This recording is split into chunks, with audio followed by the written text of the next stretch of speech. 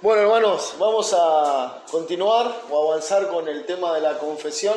El jueves pasado no pudimos estar, pero sí nuestro hermano Ale pudo compartirnos el primer párrafo que habla acerca de las Escrituras, y consideramos que estos dos temas de la confesión son los más importantes. Si ustedes se acuerdan, cuando dimos esa clase a modo de introducción, veíamos que la confesión representaba un edificio y que la base de ese edificio eran los primeros 6 capítulos de la confesión.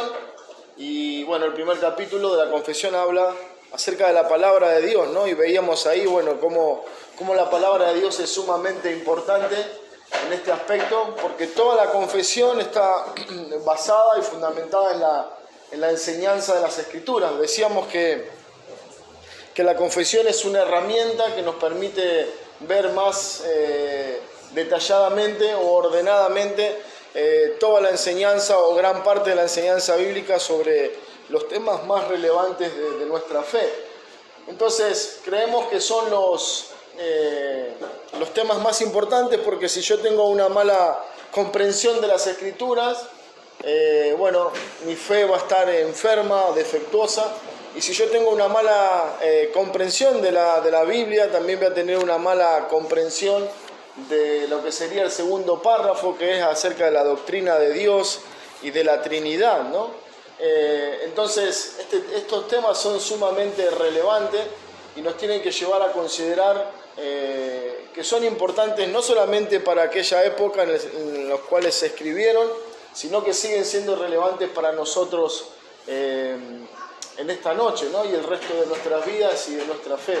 Quisiera compartir con ustedes un versículo que vamos a ver también en la proyección, que es el de Oseas 6:3, versículo interesante, donde dice: conozcamos pues, esforcémonos por conocer al Señor, su salida es tan cierta como la aurora, y Él vendrá a nosotros como la lluvia de primavera que riega la tierra. Bueno, hay una exigencia, una demanda del pasaje, que la encontramos en la primera parte, ¿no? ¿Cuál es? Hay una demanda del pasaje para nosotros, ¿no? El profeta está hablando al pueblo en su generación y le está mostrando que esa era su necesidad como nación, como pueblo. Esa necesidad era: conozcamos a Dios. O sea, tenemos que conocer al Señor. ¿Por qué? Bueno, evidentemente había en ellos una especie de idolatría que los había apartado de Dios, su propio pecado, los había engañado y los había alejado de Dios, y es esa siempre las consecuencias del pecado. Entonces, a modo de advertencia y de llamado, Él dice: conozcamos a Dios. Esa era su necesidad, pero no solamente lo habla como una opción, sino que pone el acento y dice: esforcémonos. O sea, involucra todo nuestro ser, involucra trabajo, involucra una decisión, una determinación. Dice: esforcémonos pues por conocer al Señor, ¿no? Y creo, hermanos, que es una necesidad, sigue siendo una necesidad, y de alguna manera el segundo párrafo de la confesión de fe apunta a esto, a la necesidad de conocer a Dios, ¿no? Y si vamos al siguiente versículo, que es el de 1 Pedro 3:15, este es un versículo quizás más conocido y citado, y me gustó por también la implicación que tiene, ¿no? Dice: santificad a Dios el Señor en vuestros corazones. ¿Y qué dice ahora? Bueno, acá pone el acento, ¿no? Estad siempre preparados para presentar defensa con mansedumbre y reverencia ante todo el que os demande razón de la esperanza que hay en vosotros. Bueno, esto es una demanda para los cristianos en esta época, a los que Pedro escribía. Fue una demanda y una necesidad para los cristianos en Inglaterra en el tiempo en que fue necesaria la confesión, o mejor dicho, a través de la confesión narrar y resaltar la enseñanza de la Biblia. Y es hoy una necesidad. La necesidad es poder presentar defensa de lo que creemos. No habla de defender a golpe de puños, a los gritos, a ver quién es más fuerte, quién tiene más fundamentos, sino que habla que con mansedumbre, con reverencia debemos dar razón por qué creemos lo que creemos. O sea, por qué tengo esa esperanza en Cristo. Podemos decir que alguien nos preguntaría, bueno, ¿por qué crees en la Biblia? Bueno, nosotros tenemos que poder explicar, no solamente con nuestras palabras, sino desde las Escrituras, por qué creo que la Biblia es importante para nosotros. Pensando en el tema de hoy, el segundo párrafo, que nos habla acerca de la persona de Dios, nosotros debemos, como hijos de Dios, poder explicar por qué nosotros creemos que Dios existe, que Dios es confiable, que Dios es nuestro Señor, que Él es el creador de todas las cosas. Pero no se trata simplemente de dar fundamentos, con palabras y desde la ciencia o de la historia, sino que ese fundamento tiene que estar basado en la palabra de Dios. Esta es mi necesidad como cristiano, como iglesia, como aquel que se identifica como hijo de Dios. Yo tengo que poder dar una razón por qué creo que Jehová es Dios. Y pasamos a la otra placa y está la pregunta, ¿quién es Dios? Es interesante, ¿no? Porque es una pregunta que todo cristiano debería poder responder. Pero no solamente responder, otra vez, con palabras, sino yo debo poder comprobar desde las Escrituras por qué digo que Dios es Dios. Y cuando digo que Dios es Dios, ¿qué cosas están involucradas, ¿no? O sea, ¿qué significa decir que Dios es Dios? Bueno, en nuestro mundo, en nuestro tiempo, la palabra Dios es como que se usa mucho, ¿no? O sea, por ejemplo, decimos Messi es Dios para los futbolistas, ¿no? Hay algunos que sí creen que Messi es una divinidad, los más cuerdos creemos que no, pero sí están hablando de que Messi es, lo más alto en cuanto al deporte se refiere, y así podemos hablar de alguien que dice, bueno, es como el Dios de la música, es como Dios del cine, del arte, de lo que sea. Está hablando de que cuando usamos esa palabra, está hablando de lo más alto, de la representación más perfecta, más clara en cuanto al tema que se está refiriendo. Ahora, cuando nosotros hablamos de Dios, ¿qué queremos decir? Si en esta noche alguien nos preguntara, bueno, ¿quién es Dios? ¿Cuál sería nuestra respuesta?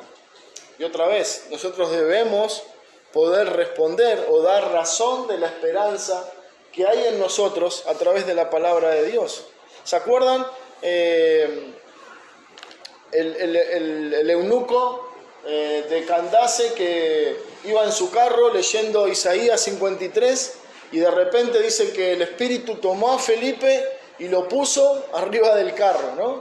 Y de repente este hombre está leyendo Isaías 53 y se le aparece el eunuco al lado y quedó sorprendido, y el eunuco lo mira atentamente y Felipe le pregunta, ¿entiendes lo que lees? Y él le dice, ¿cómo voy a entender si no hay nadie que me explique? Entonces dice que él, desde las Escrituras, comenzó a explicarle a qué se refería la profecía de Isaías 53. Bueno, de alguna manera esa debe ser nuestra disposición. Cuando alguien nos pregunta, ¿quién es Dios? Yo debo poder explicar desde las Escrituras quién es Dios. Ahora, es muy interesante porque si esta pregunta la trasladamos a varios siglos atrás, a aquella Inglaterra de 1644, cuando la Confesión fue escrita y fue publicada para que todos tuvieran acceso, esta era una de las preguntas. Bueno, ¿quién es Dios? Y la Confesión de alguna manera tenía esa intención, poder dar tanto a los incrédulos como a los creyentes razón y fundamentos bíblicos de por qué decimos que Jehová es Dios. Pasamos a la otra proyección.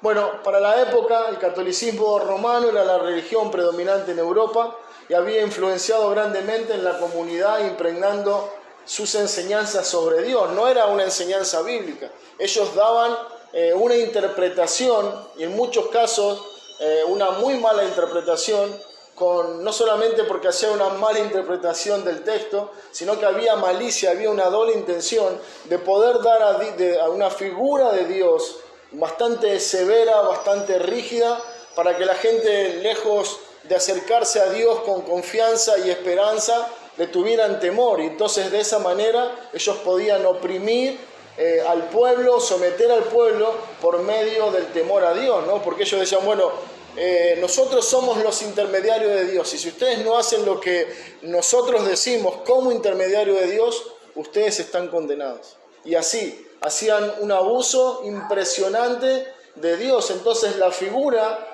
que había en la mayoría de las personas era una figura bastante distorsionada, bastante desconocida y contraria al Dios de la Biblia. Bueno, entre otras cosas, ellos impulsaban a una adoración no a Dios, sino a María, a los santos, a los papas, no a Dios, sino a ellos, a las reliquias, que eso, bueno, iban un montón de cosas que eran insignificantes, pero que ellos la adoraban y la veneraban, y restringían, acá está el punto del problema, a todas las personas a tener acceso a la Biblia. Muchas de las personas morían por tener una Biblia, por citar la Biblia, y había otro problema, que para esta época se cree que había entre un 10 y un 20% de la población mundial que solamente estaba, que podía leer y escribir. El resto de la persona no tenían acceso a la lectura ni a poder escribir.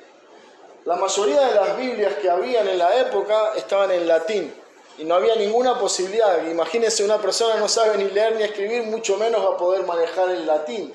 Entonces esta era la gran, maquinaria que el catolicismo romano había armado para distorsionar la figura de Dios. La gente no conocía a Dios, conocía al Dios que el catolicismo le había presentado, y ese Dios era un Dios severo, un Dios rígido, un Dios que castigaba severamente a aquellos que no cumplían con las exigencias de la Iglesia católica. Esta era una de las corrientes que estaban ahí vigente en la época, y la gente, imagínense estas personas, o gran parte de las personas que habían sido influenciadas por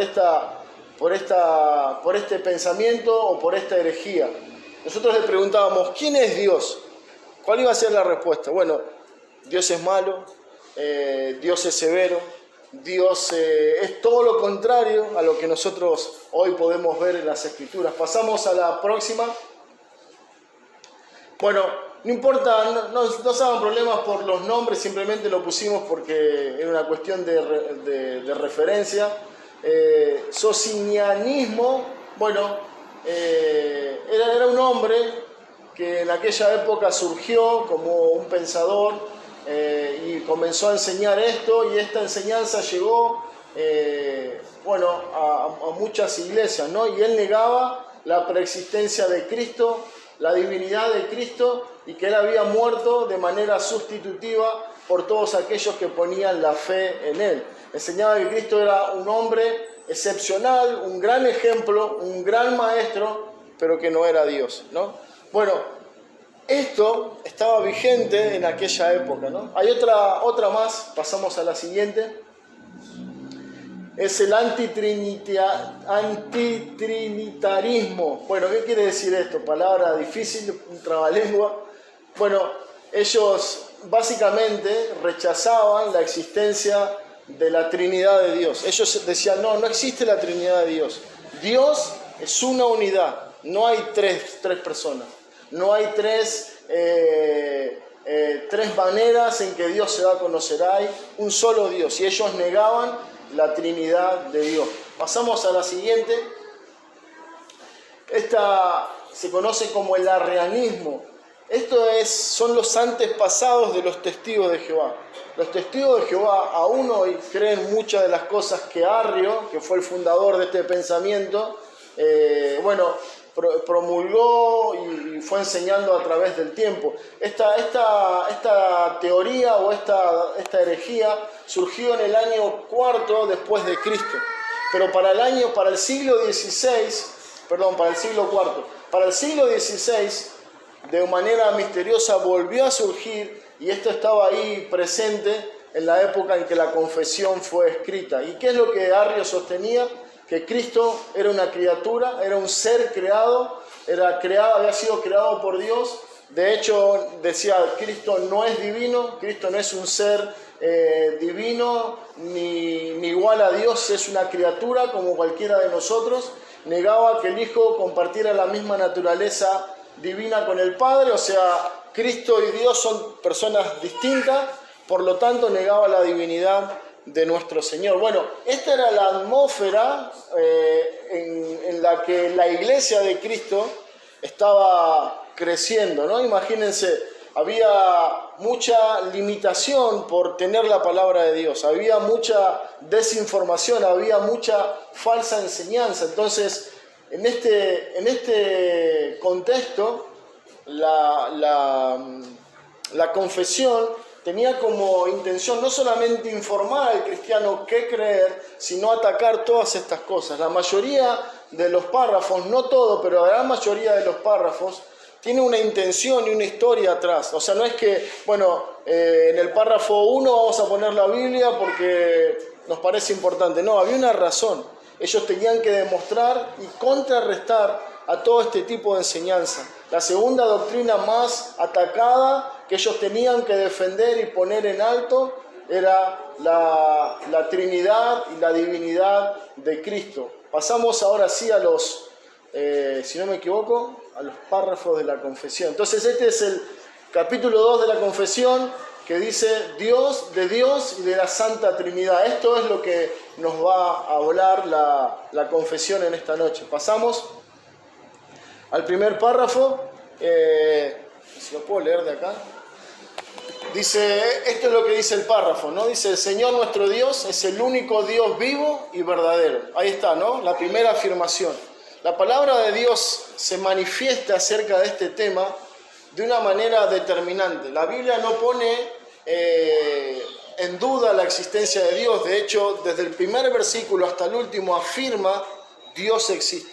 Génesis 1.1 dice, creó Dios. O sea, no habla de cómo Dios existió, no habla de cuándo surgió, ya nos muestra de una manera determinada que Dios siempre existió, ¿no? Entonces, la confesión de alguna manera repite esa idea, dice el Señor nuestro Dios es el único Dios vivo y verdadero, el cual subsiste en sí mismo y por sí mismo, infinito en su ser y perfección, cuya esencia no puede ser comprendida por nadie, sino por él mismo. Es espíritu purísimo, invisible, sin cuerpo, miembros o pasiones.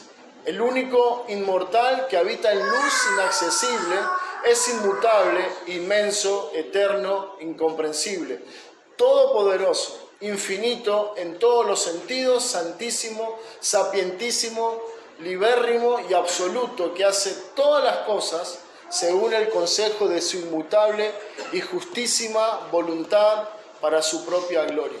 A partir de este momento, y a partir de que la gente comenzaba a tener, por un lado, contacto con la palabra de Dios y por otro lado podía ir aprendiendo lo que la Biblia decía a través de la enseñanza, de la confesión de fe, cuando surgía esa pregunta, ¿quién es Dios? Ellos podían decir, bueno, Dios es un Dios vivo. Dios es el único Dios. Dios es el Dios verdadero, el cual es el autoexistente. Dios no necesita de nada ni de nadie para vivir, simplemente necesita de Él. De hecho, esta verdad tira por tierra la loca intención de pensar de que Dios creó al hombre porque se sentía solo o porque estaba triste en el universo. Dice, Dios no necesita a nadie. Dios consigo mismo está totalmente satisfecho, pero lo hizo el hombre. Dios creó al hombre por otra razón, no porque Él lo necesitara. Entonces, cuando la pregunta surgía, ¿quién es Dios?, ellos podían dar esta declaración doctrinal del carácter de Dios. Ellos podían decir, bueno, Dios es un espíritu purísimo, es un espíritu invisible, que no tiene cuerpo, no tiene miembros, no es como un hombre, no es como nosotros, no tiene pasiones, es inmortal, Dios habita en la luz inaccesible. es inmutable, Dios es inmenso, Dios es eterno y Dios es incomprensible. Dios es todopoderoso. Este es nuestro Dios, podían decir en aquel tiempo y podemos decir nosotros hoy. Pasamos al segundo párrafo del segundo punto y dice: Dios teniendo en sí mismo y por sí mismo toda vida, gloria, bondad y bienaventuranza, es todo suficiente en sí mismo y respecto a sí mismo, pues no tiene necesidad de ninguna de las criaturas que ha hecho, ni deriva gloria de ellos, sino que manifiesta su propia gloria en ellas, por ellas, para ellas y sobre ellas. Él es la única fuente de todo ser, de Él, por medio de Él y para Él son todas las cosas. Él posee el dominio soberano absoluto sobre todas las criaturas, para hacer por ellas, para ellas y sobre ellas todo lo que agrade. Bueno, el pasaje que leía Ale al comienzo en el libro de Daniel, de alguna manera la declaración de Nabucodonosor encaja perfectamente a esta descripción de él. Él hace como quiere en el ejército del cielo y en los habitantes de la tierra. Él pone reyes y él quita reyes. Él hace lo que quiere, y ¿quién podrá decirle qué hace, no? Bueno, todas las cosas están desnudas y abiertas ante su vista.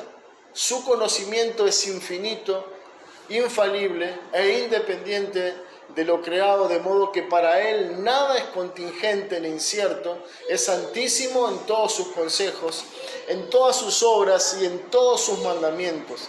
A él corresponde toda adoración, servicio u obediencia, tanto de los ángeles como de los hombres, que como criatura deben a su Creador, así como cualquier otra cosa que él requerir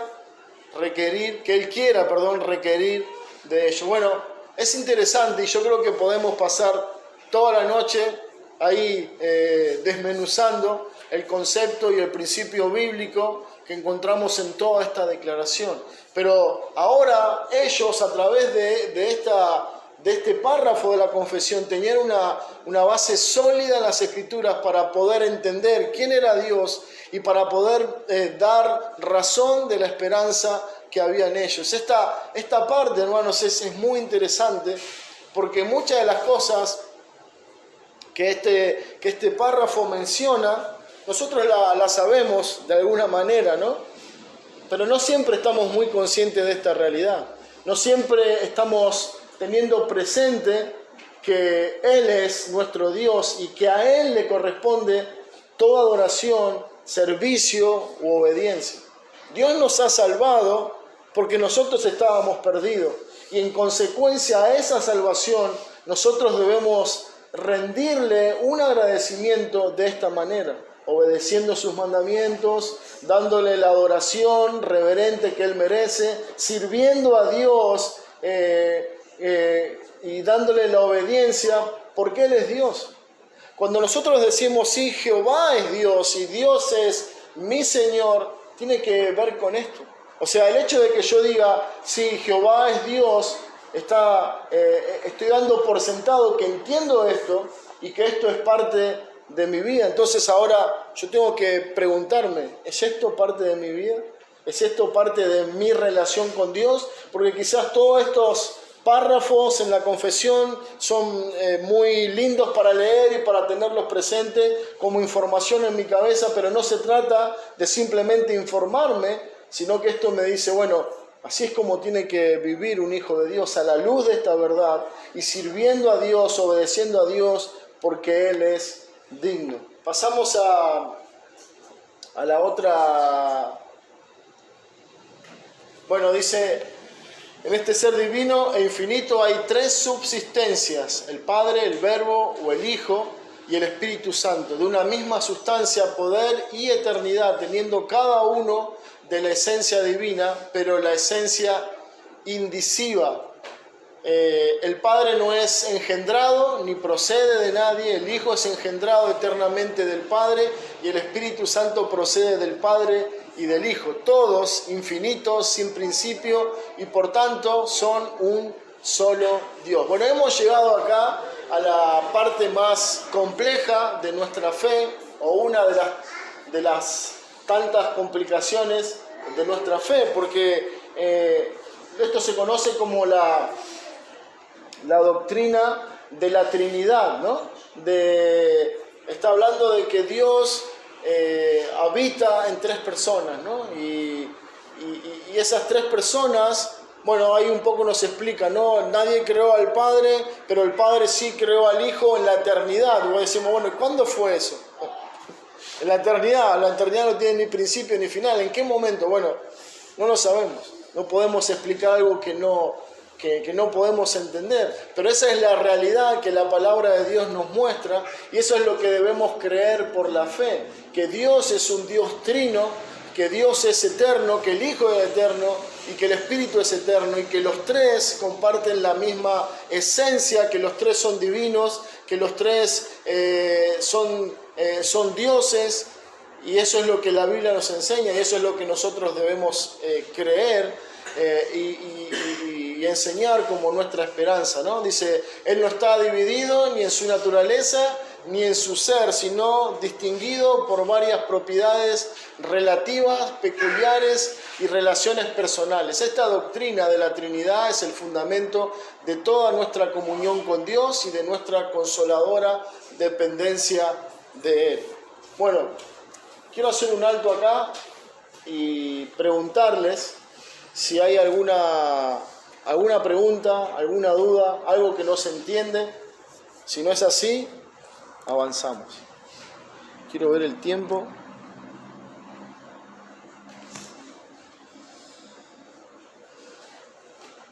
¿Sí? ¿Seguro? Bueno, imagínense que ahora nos preguntan, ¿quién es Dios? Yo sé que va a ser relativamente imposible poder dar esta definición, pero es aquí donde involucra, podemos decir, nuestro confesionalismo. Que la confesión no es un simple libro para levantar en alto y decir, bueno, yo soy confesional, o yo me adhiero a la Confesión Bautista de Londres. No, la confesión tiene que ser una herramienta a la cual yo constantemente estoy acudiendo. ¿Por qué? Porque la intención con la que fue escrita fue que me ayude a poder guardar en mi mente todos estos principios bíblicos, todas estas verdades en las Escrituras que yo debo tener presente, porque como leíamos en los dos pasajes inicialmente, yo tengo que esforzarme por conocer al Señor, y es mi tarea tener herramientas y argumentos para presentar razón de la esperanza que está en nosotros, o que decimos tener en Dios. De eso se trata la confesión. Ese fue el espíritu por el cual nuestros primeros hermanos escribieron la confesión, no simplemente para dejarnos un documento doctrinalmente correcto y bíblico, sino que podamos tener una herramienta sólida basada en las Escrituras para que nosotros podamos conocer más a Dios y podamos defender nuestra fe desde la palabra de Dios. Muy bien, avanzamos a la próxima placa, que ya no me... Sí, Tati, perdón. Por ejemplo, hay una persona que me dice que el Espíritu Santo no es una persona. Y yo estuve hoy leyendo los textos y porque yo lo creo y yo sé. Pero eso también yo veía, hay un texto bíblico que convence a la persona de que el Espíritu Santo es una persona, y yo veo que no, porque por ejemplo en las cartas Pablo escribe la gracia de nuestro Dios y Padre, y habla como de la relación, y él que creó al Hijo, y que el Padre, del Padre y el Hijo viene el Espíritu Santo, y es esa unidad armónica en 1, 2, 3 versículos que les menciona la confesión. Pero ya ella que dijera que el Espíritu Santo era una persona, bueno, no, yo sé que el Espíritu Santo Claro. habita en mí, es una persona. Bueno, pero es interesante eso, Tati, porque la pregunta es, ¿por qué yo creo que el Espíritu Santo es una persona? O sea, mi fe o mi convicción viene realmente por una base sólida en las Escrituras, o porque yo siempre escuché y me dijeron el Espíritu Santo es una persona. Cuando nosotros vamos a la palabra de Dios habla del Espíritu Santo y nos da referencia del Espíritu Santo como una persona. Una persona que tiene sentimientos, una persona que puede dolerse, una persona que puede ser afectada, una persona que tiene nombre, una persona que de alguna manera es reconocida. Entonces, y hay otras características más, pero por ejemplo, porque muchos relacionan la palabra espíritu con el espíritu como de un fantasma, ¿no?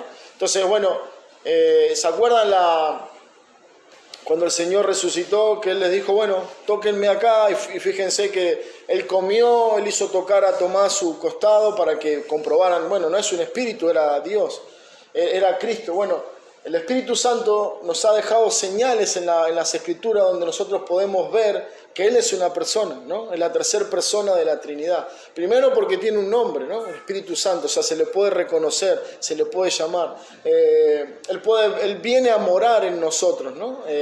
Después, bueno, dice Pablo, no entristezcáis al Espíritu Santo. O sea, si no fuera una persona, si no tuviera sentimiento, si fuera un simple espíritu que anda vagando por ahí, nada de esto podría suceder. Pero el otro tema es que un poco lo que Pablo escribe a los Corintios, ¿no? El hombre natural no va a percibir nunca las cosas que son del Espíritu, ¿no? Entonces, claro, dice, ¿por qué? Porque para él todo esto son locura, ¿no? Indudablemente yo creo, en la medida que haya un sincero interés y una verdadera búsqueda de la persona, poder dar bíblicamente referencias a por qué nosotros creemos que el Espíritu Santo es una persona y que cumple funciones como una persona y que lo reconocemos como tal y que tiene la misma esencia que el Padre y que el Hijo. Bueno, hay que hacer todo citar distintos versículos que nos van dando, no hay un solo versículo que hable de todo, pero sí puedo unir varios versículos que dan señales de, bueno, el Espíritu Santo habla, el Espíritu Santo se entristece, el Espíritu Santo es una persona que podemos reconocer, que viene a morar en nosotros. Entonces, obviamente, hay que hacer todo un trabajo para poder mostrar, bueno, mira, el Espíritu Santo es esto. No sé si eso respondió a la pregunta, pero bueno, hay manera de mostrar que sí, que el Espíritu Santo es una persona, y es verdad, nosotros deberíamos poder hacerlo desde las Escrituras, ¿no? Pero después hay un engaño que también sucede cuando nos dicen, bueno, pero ¿cómo yo sé que la palabra de Dios, que la Biblia es la palabra de Dios? Bueno, entonces nosotros tratamos con buena intención de poder mostrar por qué la Biblia es la palabra de Dios. Y escuchaba a Sugel hace algún tiempo atrás y decía, bueno, no caiga en el error de tener que dar explicaciones a alguien que no está creyendo en la palabra de Dios. Mejor dicho, tendríamos que preguntarle, bueno, ¿por qué o de qué manera vos me podés mostrar de que no es la palabra de Dios? Porque yo no tengo duda, yo estoy convencido de que la Biblia es la palabra de Dios.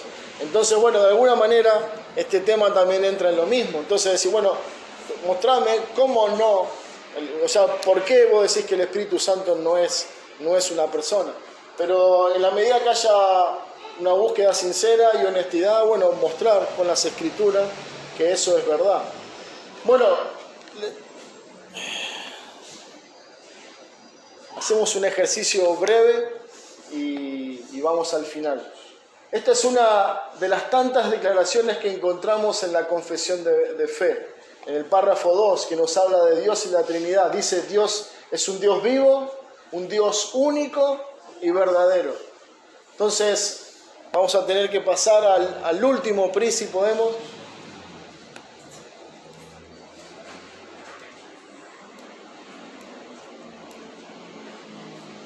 Bueno, no vamos a leer todos los textos, quédense tranquilos. Pero, por ejemplo, ¿quién puede leer Nahum 1, 2 y 3?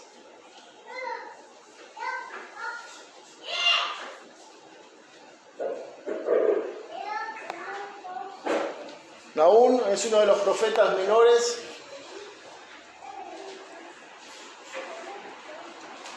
Miqueas, Nahum 1, 2. 2 y 3. Sí. Jehová es Dios celoso y vengador. Jehová es vengador y lleno de indignación. Se venga de sus adversarios y guarda enojo para sus enemigos. Jehová es tardo para la ira y grande en poder. No tendrá por inocente al culpable. Jehová marcha en la tempestad del torbellino y las nubes son polvo de sus pies. Muy bien. Ahora, la pregunta, ¿este versículo encaja para esa declaración donde dice Dios es un Dios único, vivo y verdadero? Sí, probablemente nos habla de Dios y nos da una característica de Dios, pero no tiene que ver con que Dios es un Dios vivo, único y verdadero. ¿Y qué tal el Éxodo 34:6? ¿Quién quiere leerlo?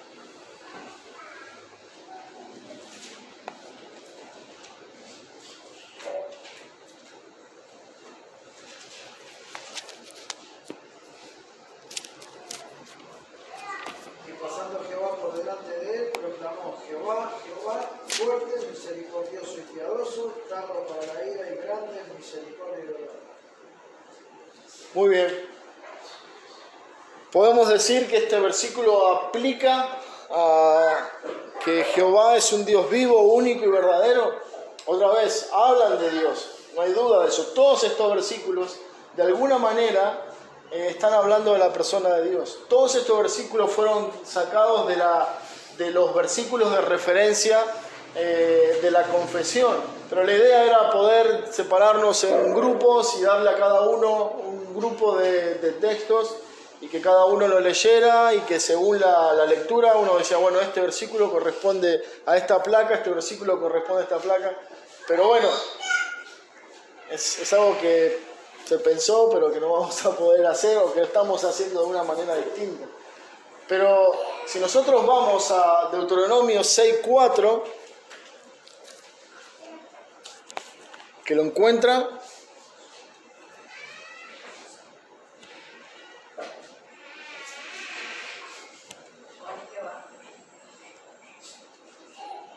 sí, oye Israel. Jehová nuestro Dios, Jehová uno es. Muy bien, entonces la declaración que nosotros tenemos en esa placa dice Dios es un Dios vivo, único y verdadero. Deuteronomio 6:4, ¿qué nos dice? Escucha, oh Israel, o oye Israel, el Señor es nuestro Dios, el Señor uno es, ¿no? Entonces está hablando de que hay un Dios, que ese es su Dios y que ese es, habla de un Dios, ¿no? De que no hay otra divinidad, de que no hay otro semejante a Él, de que no hay otro que pueda compararse con este Dios. Y dice, este es nuestro Dios, el Señor uno es. Versículo 5 dice, amarás a este tu Dios con todo tu corazón, con toda tu alma y con toda tu fuerza. Jeremías 10:10.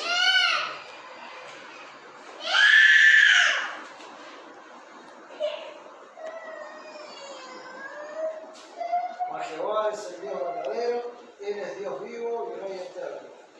Y su ira tiembla, tiembla la tierra y las naciones no pueden sufrir su indignación. Muy bien, varias cosas o varias información acerca de la persona de Dios. Dice, el Señor es el Dios verdadero, ¿no? No solamente es el único Dios, como veíamos en Deuteronomio 6, no solamente ese es el único Dios y es nuestro Dios, sino que ese Dios es verdadero. Y esto no es una simple declaración, sino que ellos podían comprobar desde su propia historia de que Dios era veraz, ¿no? Como dice Pablo, sea Dios veraz y todo hombre mentiroso. Ahora, yo les pregunto, ¿cómo nosotros podemos afirmar de que Dios es verdadero? Que Dios es creíble, que Dios es digno de toda confianza. Eso no se trata simplemente de citar un versículo, sino de decir, bueno, esto es una realidad en mi vida, porque yo lo he experimentado. Bueno, de eso se trata, no simplemente de tener información en nuestra cabeza, sino de de haber experimentado que Jehová es el Dios verdadero, que es confiable y que todo lo que dice lo cumple. ¿Por qué? porque esa es su esencia. Él es un Dios de verdad, Él es un Dios verdadero. Después también dice que Él es un Dios vivo, ¿no? A diferencia de la mayoría de las religiones, Dios es el único, la única divinidad entre muchas que el hombre menciona que está vivo, ¿no? Que vive, que hay señales, que da prueba de su vida. Primera Tesalonicenses 1:9.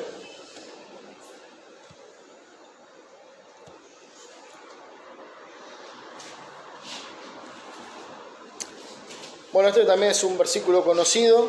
Dice, ellos mismos cuentan acerca de nosotros, de la acogida de que tuvimos por parte de vosotros y de cómo os convertisteis de los ídolos a Dios para servir al Dios vivo y verdadero. Bueno, una vez más, un Dios vivo y un Dios verdadero. Bueno, ese es Dios. ¿Por qué es importante que nosotros conozcamos esto, no? O sea, cada uno de estos paquetes de versículos nos da una característica y una afirmación de quién es Dios.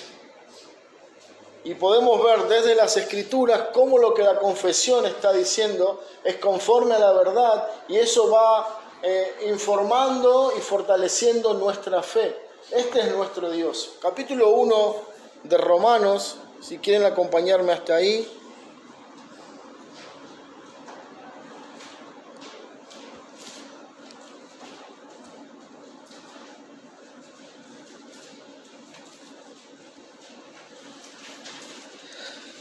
Este es el gran peligro de no conocer a Dios o de no conocer a la palabra de Dios, ¿no?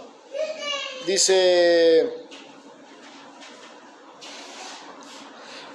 la ira de Dios, Romanos capítulo 1, versículo 18, dice, porque la ira de Dios se revela desde el cielo contra toda impiedad e injusticia de los hombres que detienen con injusticia, la verdad.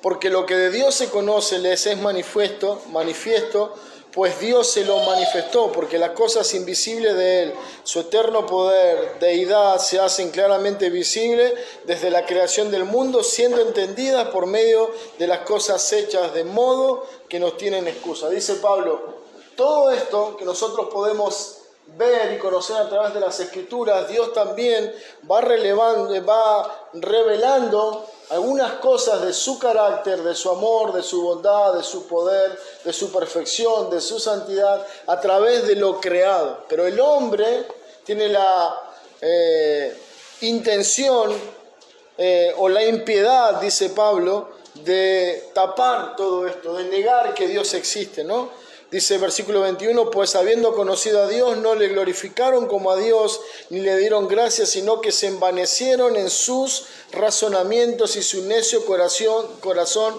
fue entenebrecido. Profesando ser sabios, se hicieron necios. ¿Por qué? Porque niegan lo innegable, tratan de negar la existencia de Dios, tratan de tapar al Creador de todas las cosas, que se hace manifiesto por medio de todos los creados. Y miren lo que pasa, versículo 23, dice, cambian la gloria del Dios incorruptible por semejanza de imagen de hombre, de aves, de cuadrúpedos, de reptiles, por lo cual Dios los entregó a la inmundicia en las concupiscencias de sus corazones, de modo que deshonraron entre sí sus propios cuerpos, ¿no? Dice versículo 25, ya que cambiaron la verdad de Dios por la mentira, honrando y dando culto a las criaturas antes que al Creador, el cual es bendito por los siglos de los siglos. Amén.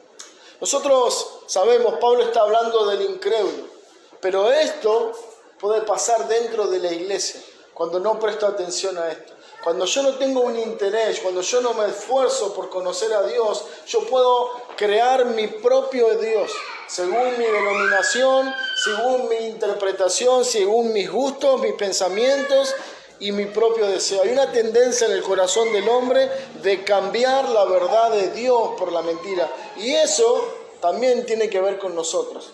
Los cristianos también podemos caer en esta herejía, en esta gran mentira, como dice Pablo. ¿Cómo evitamos eso? Bueno, conociendo a Dios. Esforzaos, decía Oseas 6, ¿por qué? Por conocer a Jehová tu Dios. Daniel capítulo 11, el versículo 23, si no me equivoco, dice, el pueblo que conoce a su Dios se levantará, se esforzará y hará, o algo así. Pero ¿cuál es interesante? Hay un pueblo que conoce a su Dios, ese pueblo que conoce a Dios se levanta, lleva adelante su voluntad, sigue la verdad de Dios y honra a Dios desde su lugar y desde su generación. Hermanos, nosotros tenemos que entender que si nosotros no nos disponemos a conocer a Dios, este es el peligro en el cual estamos. Nosotros podemos cambiar al Dios de la Biblia, podemos cambiar al Dios que se ha revelado en todas las Escrituras por nuestra propia invención. Nosotros podemos crearnos un propio Dios. Por eso es muy importante la pregunta que hacíamos al inicio. ¿Quién es Dios? O sea, para nosotros, ¿quién es Dios? ¿Cuál es tu idea de Dios? ¿Cuál es tu concepto de Dios? ¿Cómo podés afirmar tu concepto desde la palabra de Dios? Sería importantísimo y muy interesante poder hacer este ejercicio, ¿no? Escribir en una hoja, bueno, ¿qué pienso yo de Dios? Y poner, ¿no? Bueno, Dios es esto, Dios es lo otro, y poner, ¿no? Hacer toda la lista lo más amplia que pueda según mi comprensión de quién es Dios. Y después ir a la palabra de Dios y ver de qué manera lo que esa lista dice es conforme a la verdad de Dios, ¿no? Eso es lo que hicieron nuestros hermanos en la confesión. Ellos iban a la palabra y decían, bueno, Dios, es un solo Dios, Deuteronomio 6:4. Dios es un Dios vivo y verdadero, Jeremías 10:10. Y afirmaban esa verdad con 1 Tesalonicenses 1:9. Y así cada uno de estos paquetes de versículos nos hablan de una verdad de Dios. ¿Por qué? Porque ellos sabían que en el corazón del hombre podíamos cambiar la verdad de Dios. Nosotros podíamos tener un concepto o crear un concepto equivocado de la persona de Dios. Bueno, quisiera ya para ir terminando compartirle un versículo que está en Jeremías 9:23. Jeremías 9:23 y 24 y terminamos.